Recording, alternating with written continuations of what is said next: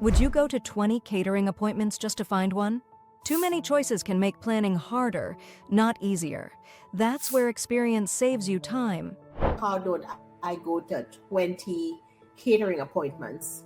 And how do I get it down to 2 catering appointments and feel confident that I've made the right choice? How many vendor meetings could you avoid with the right guidance? Watch the full conversation.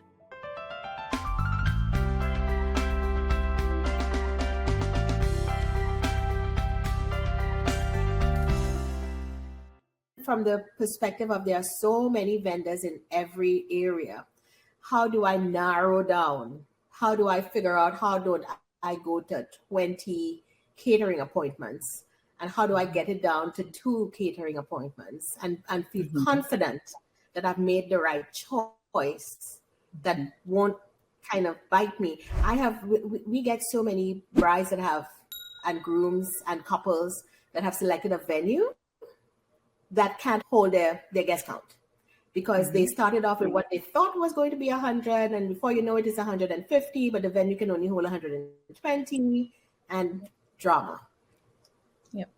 So and that's the other thing is being a wedding planner. We also know, so most times we know the venues in our area. So, if a couple wants to get married at such and such venue that only holds 150 guests, and they know that their count is going to be 200 guests, we know off the bat, well, we got to nix that venue because it's not going to work. So we also kind of have that portfolio and that Rolodex of every single vendor. So catering, venue, photographer, all of that. And then the other thing to think about is the budget.